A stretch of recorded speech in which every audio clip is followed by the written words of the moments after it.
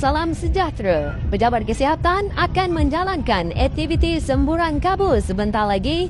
Mohon kerjasama daripada tuan-tuan dan puan-puan untuk membuka pintu dan tingkap rumah anda.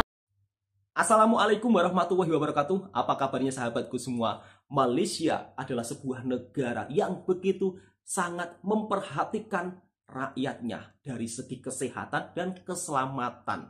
Dan petugas kesehatan yang ada di Malaysia merupakan salah satu petugas kesehatan yang patut dicontoh.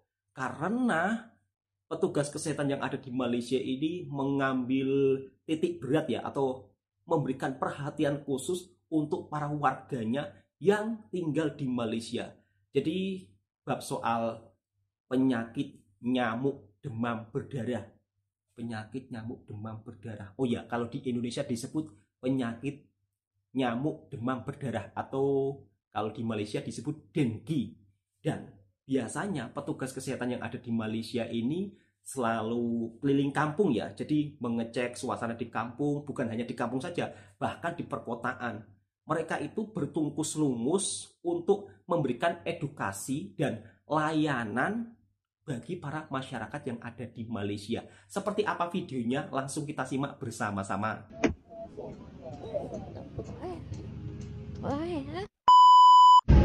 Tadi belakang. Di belakang ini satu depan belakang, tapi tak kena masih kita kena pop. Oh. Sekali.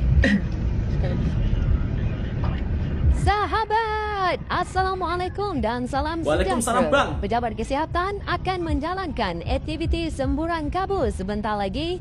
Mohon kerjasama daripada tuan-tuan dan puan-puan untuk membuka pintu dan tingkap rumah anda.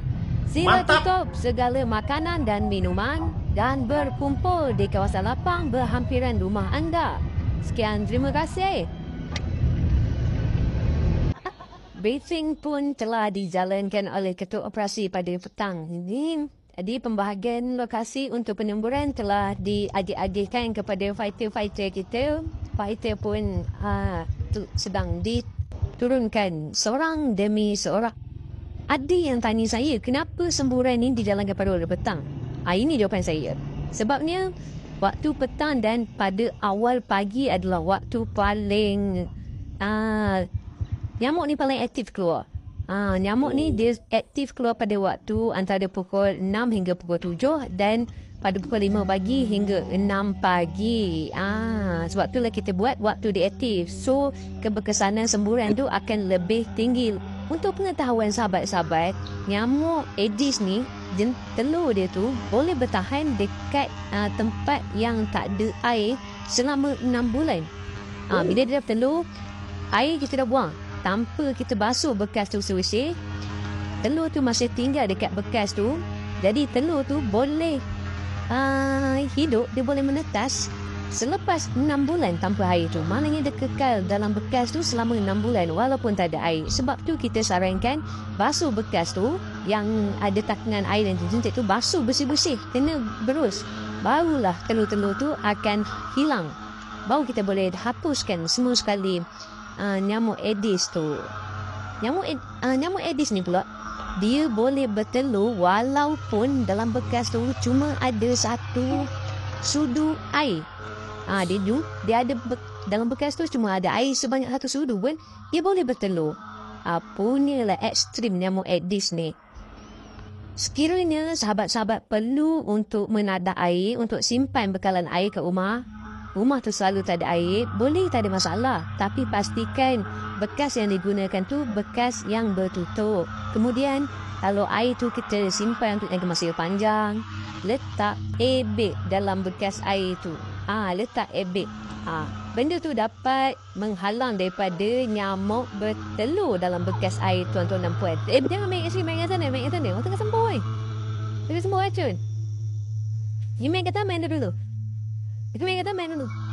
Kasihanilah keluarga anda.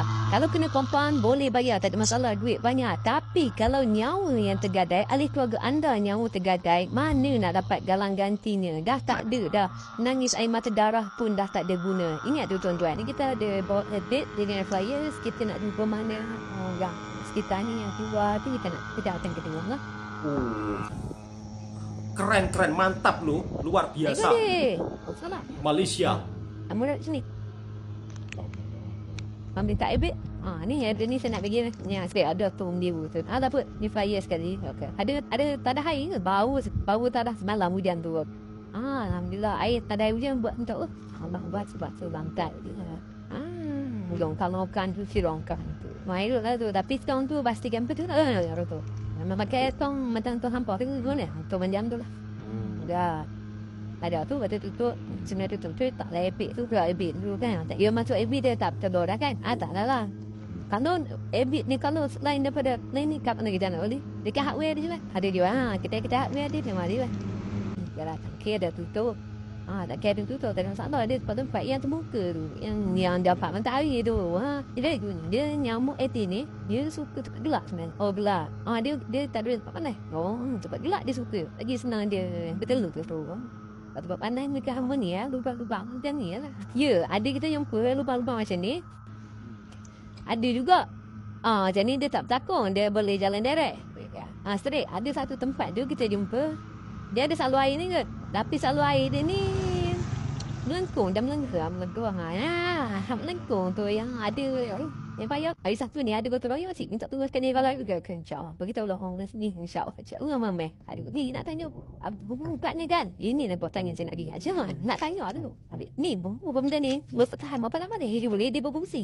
3 bulan. Tengok ni.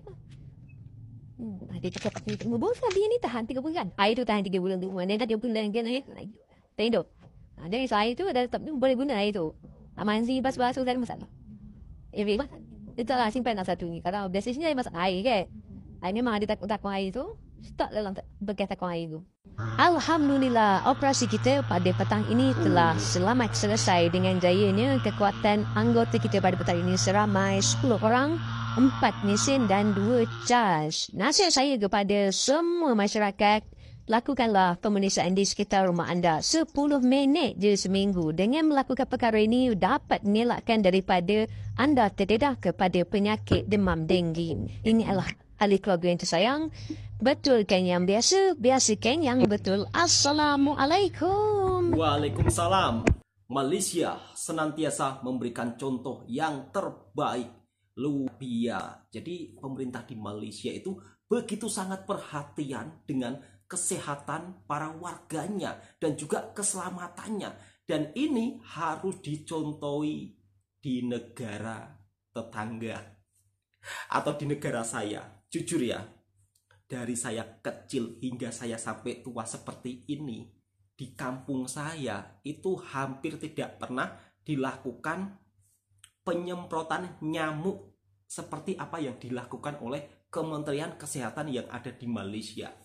Dan Kementerian Kesehatan yang ada di Malaysia ini memang benar-benar menaruh perhatian kepada para warga yang tinggal di negara Malaysia ini. Mereka benar-benar bekerja keras untuk keselamatan dan kesehatan para warga yang ada di Malaysia. Jadi untuk sahabat-sahabatku yang menjadi warga negara Malaysia, kalian harus banyak-banyak bersyukur karena pemerintah Malaysia begitu sangat menaruh perhatian kepada rakyatnya. Wow, memang sangat-sangat luar biasa dan ini membuat saya kagum ya. Jadi Kementerian Kesehatan yang ada di Malaysia ini tidak mau meremehkan ya hal-hal terkait sakit demam berdarah atau sakit yang disebabkan oleh nyamuk. Dan di video selanjutnya ada hal mungkin yang di luar nalar kita ya, yaitu salah satunya adalah video berikutnya. Ini juga masih daripada Kementerian Kesehatan yang ada di Malaysia. Hebat, terbaik, luar biasa. Jangan pengantin. Inspektor Kesehatan.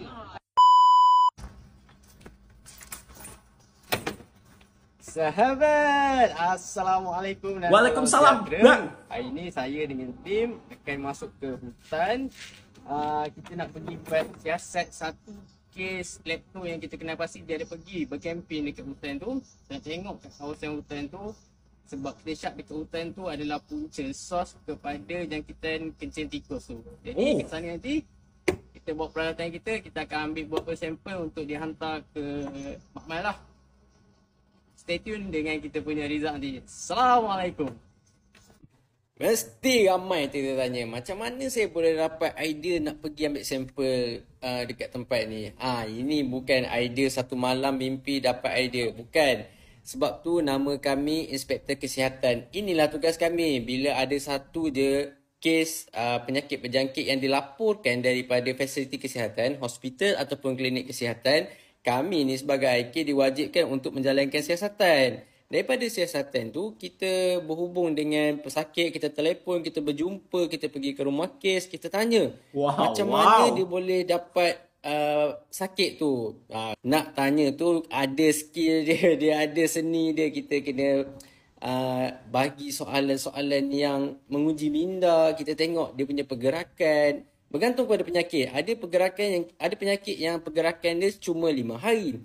Ada penyakit yang kita kena tengok pergerakan dia ke belakang selama 1 bulan, 2 minggu. Bergantung kepada jenis-jenis penyakit. Dia nama dia IP, incubation period kepada sejenis penyakit tu. Dia ada tempoh yang berbeza-beza. Daripada siasatan itulah kami dapat kesan tempat-tempat yang dilewati oleh kes-kes ni. Contohnya macam dalam kes kali ni, dia dapat penyakit kecil tikus. Bila kita siasat balik, dia ada sejarah pergi berkemah, bercamping di tempat yang saya nak pergi ni.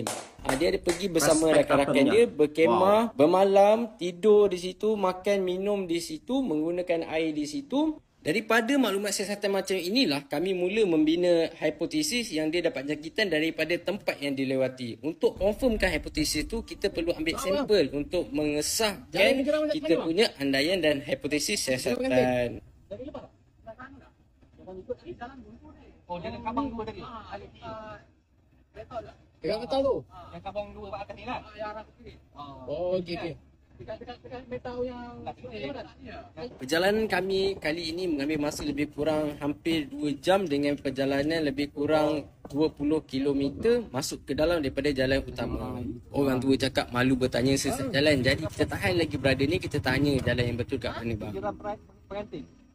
Jeram. Pengantin saya tak tahu, tak pasti. Depan ni jeram. Depan ni ada jeram lagi? Ada gini. Nak pergi Selanjang. Belajar. Tapi kalau abang tak tahu, nanti terus ada satu kampung kat depan tu. Cuba tanya kat diorang. Ada kampung jauh. Jauh lah terus jalan. Habis habis sungai ni. Habis sungai ni. Jadi kalau ini tempat sungai ni betul. Ini bawah ni sungai. Bawah jalan. Simpang tu mana tu? Ini simpang selalu orang pergi macam melancong. Camping lah. Situ. Itu boleh sampai tepi sungai. Ini betul-betul tepi sungai. Tadi bawah tadi pula. Depan tu kampung Ulu Katih ke? Ni sungai sikit. Tak, kampung depan tu. Kampung tu nama apa? Tak tahu. Alhamdulillah, akhirnya Koma sampai di lokasi yang Koma tuju. Inilah lokasi yang diceritakan oleh kes di dalam siasatan sebelum ni. Kalau dibandingkan dengan gambar yang kes pernah bagi dulu, memang tak salah, inilah kawasannya. Kalau nak dikuatkan lagi, memang ada kesan-kesan manusia berbuat campsite di sini. Dengan botol air, kesan botol tuti, ada orang pernah membakar. Lagi menguatkan, memang ada orang pernah datang dekat sini. Jadi, jomlah kita buat kerja. Mahdi dah siap dengan peralatan. Wow, hebat. Luar biasa. Dan sampel-sampel Inspektor Kesehatan Malaysia. Ambil sampel air. Bersediakah anda nak tengok? Nak tengok pemandangan yang terbaik 1, 2, Bersedia, 3. Bang. Hormat. Itu dia. Inilah kawasan untuk kita ambil sampel. Tak lagi? Lawa tak lawa? Ini namanya jeram pengantin. Oh, cantik pemandangannya. Kat sinilah kawasan yang kita pilih untuk ambil sampel air. Kenapa kita pilih kawasan tepi-tepi ni? Sebab biasanya tikus atau haiwan-haiwan dia akan pilih kawasan stagnant water untuk minum dan kencing. Jadi manusia akan, kalau tak perasan, tak biasa dengan hutan, dia orang akan pergi ke kawasan-kawasan sini untuk milih air untuk dibasuh atau apa. Sebab dekat kan. Jadi kawasan-kawasan sini kita pilih untuk ambil sampel air. Kalau kawasan-kawasan tengah tu air deras, dia tak stagnan. Kawasan stagnan kawasan sini. Ciduknya pun tak pakai tangan ya. Dan ini akan dites apakah ada kencing tikus yang menyebabkan orang bisa sakit dan sampai masuk ke hutan ya. Sampel akan di packing dan kita akan marking. Dengan sampel yang cukup ni kita akan hantar kepada Mak Mal lah. Okay. Sahabat, Assalamualaikum dan salam sejahtera. Nampak tak keindahan alam kita ni? Kencing tikus ni dia bukan menyekat kita untuk menikmati keindahan alam yang Allah SWT ciptakan kat kita ni. Berikan kepada kita. Dia untuk dinikmati. Tapi nasihat kami kepada pecinta alam sekitar yang kerap masuk ke hutan, yang suka dengan aktiviti-aktiviti dengan hutan ni, yang suka datang ke tempat-tempat macam ni, nasihat saya, apabila anda datang ke sini, pilihlah kawasan yang sesuai. Yang pertama, jaga kebersihan. Kedua, kalau nak gunakan air untuk berkumur, minum ataupun membasuh, pilihlah air yang kawasan yang deras. Jangan ambil kat kawasan yang stagnant water masa saya tunjuk tadi. Sebab kawasan tu berisiko untuk adanya bakteria leptospirosis tu. Okey. Dapat sesuatu, betulkan yang biasa, biasakan betul. Pastikan kita menjaga kebersihan alam sekitar kita. Assalamualaikum. Waalaikumsalam Bang. Lewat video ini saya pun menjadi tahu bahwa kencing tikus itu juga bisa menyebabkan sakit di tubuh kita. Walaupun kencing tikusnya itu berada di air sungai. Dan untuk sahabat-sahabatku yang bercamping, jangan mengambil air dekat tepian sungai yang tenang. Karena bisa jadi tikus kencing dekat situ. Dan tentunya kalau kita minum bisa menyebabkan tubuh kita menjadi sakit. Jadi ceritanya itu ada salah satu pasien ya yang sakit kemudian disiasat. Ternyata awal mulanya beliau itu bercamping di sebuah tepian sungai. Mungkin basuh pinggan dekat situ ataupun mungkin juga mengambil air untuk masak-masak Maggi ataupun hal yang lain ya, kita juga tidak tahu. Dan yang luar biasa, petugas kesehatan yang ada di Malaysia ini benar-benar begitu sangat mengambil perhatian kepada warga yang ada di Malaysia. Sehingga hal-hal tersebut sampai disiasat langsung di lokasinya. Sampai masuk hutan.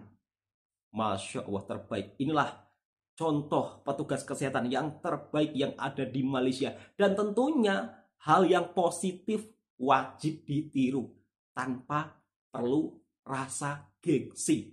Oke sahabat-sahabatku, cukup sekian. Semoga video ini juga bisa memberikan manfaat buat sahabatku semua. Assalamualaikum warahmatullahi wabarakatuh. Dan tentunya untuk sahabat-sahabatku yang bercamping, jangan mengambil air dekat tepi sungai. Ambillah air yang agak deras sedikit. Ini pesan daripada petugas kesehatan yang ada di Malaysia ya. Oke, cukup sekian. Assalamualaikum warahmatullahi wabarakatuh. Jika suka dengan videonya Bang Toha Channel, jangan lupa ditekan tombol merahnya, subscribe, like, komen, dan bagikan ke sahabat-sahabat Anda semuanya.